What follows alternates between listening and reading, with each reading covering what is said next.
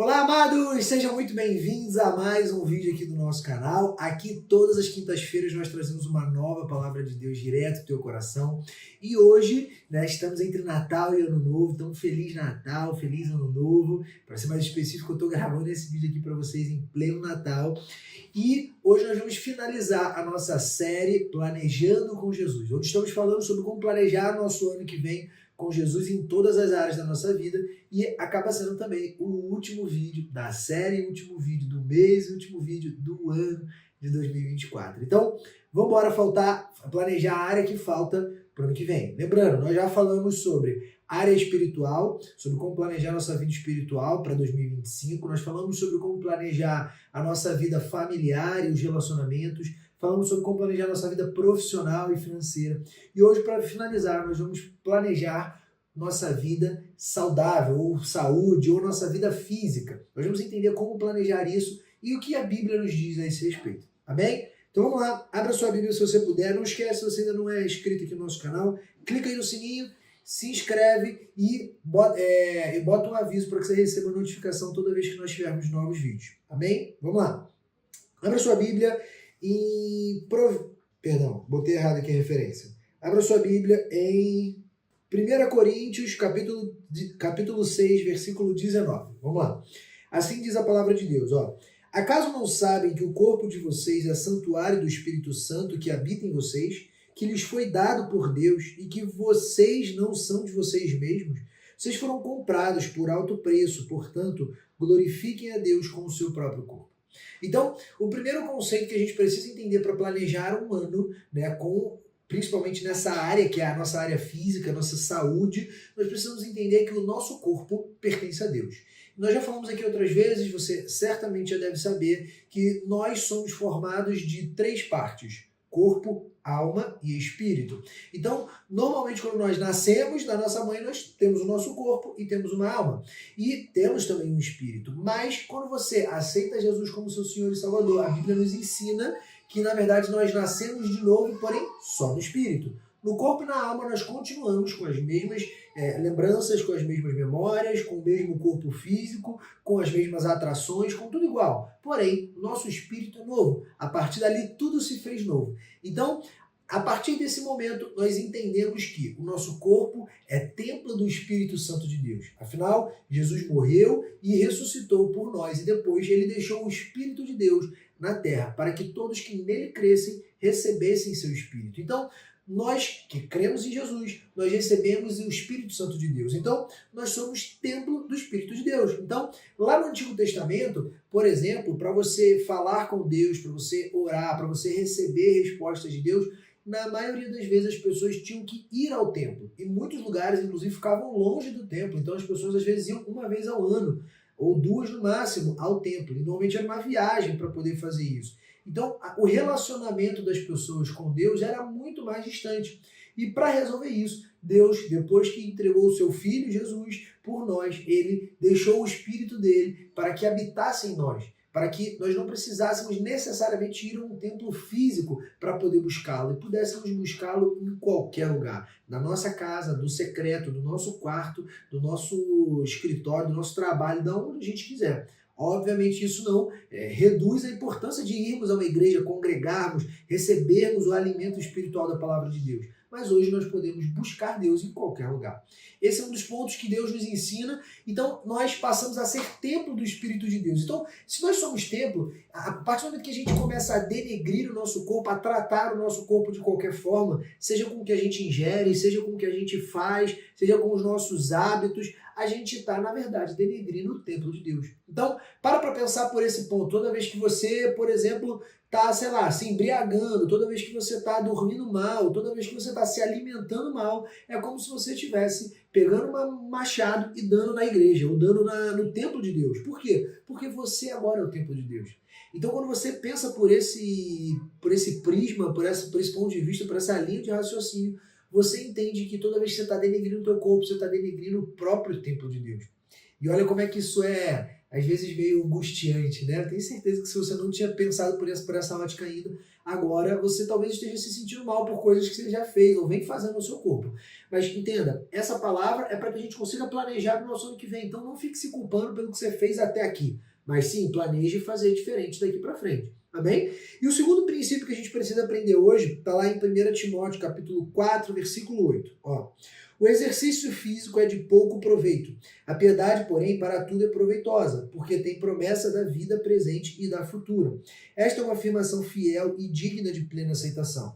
Nessa carta a Timóteo, Deus deixa claro para nós que, na prática, exercício físico é menos proveitoso do que a piedade. Então, tem coisas que são mais importantes do que exercício físico. Sim, mas ele deixa claro. O exercício físico é de pouco proveito. Não quer dizer que é de nenhum proveito. Ou seja, não quer dizer que você se preocupar em ir para uma academia, em fazer exercício físico, é de pouco proveito. Não quer dizer que é ruim. Pelo contrário, quer dizer que é menos importante do que a piedade. Não quer dizer que não seja importante. Porque se você, por exemplo, se preocupa em ir para a academia, se preocupa em cuidar do seu corpo, em se alimentar bem, em ter uma vida saudável, mas em contrapartida você não consegue amar o seu próximo, você não consegue exercer piedade, você não ajuda as pessoas da tua família ou pessoas próximas que estão precisando de você, seja com a palavra, com recurso, com o que for.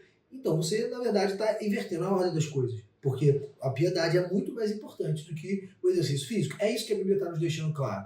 Então, o exercício físico ele tem sim o seu proveito, principalmente na saúde do nosso corpo.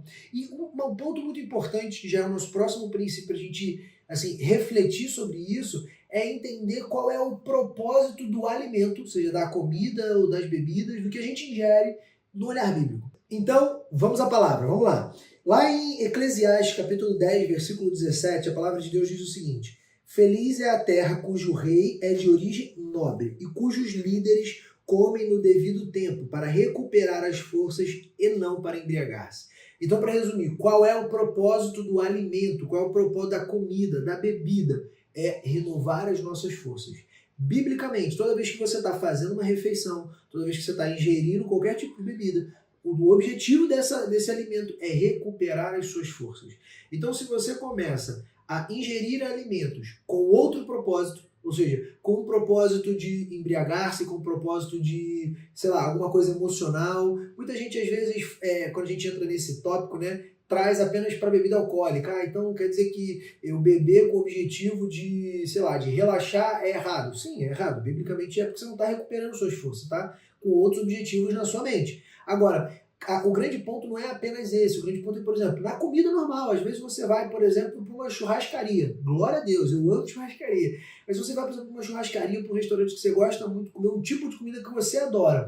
E você já vai pensando, caramba, vou comer muito, vou me satisfazer muito. E você vai lá e você come, recupera as suas forças. Até ali é bíblico. Passou dali, você na verdade já está pecando, porque você está agindo pela gula, você está vendo uma comida que você gosta muito, você já está satisfeito, só que você continua comendo.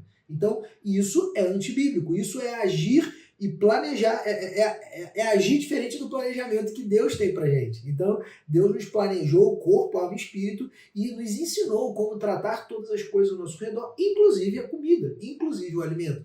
E esse ponto é muito importante porque, às vezes, esses exageros, às vezes, tanto exageros de bebida quanto exageros de comida também, nos trazem nos trazem prejuízos como um todo, né? Nos trazem coisas más, vamos botar assim. Então, no final disso tudo, isso nos gera também enfermidades, isso nos gera doenças, isso nos gera, às vezes, um sobrepeso, uma sobrecarga, e tudo que é em excesso é ruim, né? Principalmente no corpo, na alma e no espírito. Tem uma frase, inclusive, de um avivalista chamado Robert McChain, que é um avivalista que fala muito sobre isso. Ele tem uma mensagem que ele disse: Deus me deu uma mensagem em um cavalo, e eu não cuidei do cavalo, e por isso eu hoje não consigo levar a mensagem. Então, essa frase, essa fala dele mexe muito comigo, porque eu conheço muitas pessoas que de repente tem uma mensagem muito importante que carregam de Deus, mas às vezes por não cuidar do próprio corpo, elas não conseguem entregar essa mensagem. Porque às vezes elas têm debilidades, não conseguem sair de casa ou sair de uma cama, simplesmente porque não cuidaram do seu corpo quando deveriam ter cuidado. Então isso é muito importante. E às vezes a gente fica preso naquele conceito também de o que adianta eu cuidar do meu corpo se Deus tem a hora certa para tudo e tem a hora certa para morrer, para viver e tudo mais.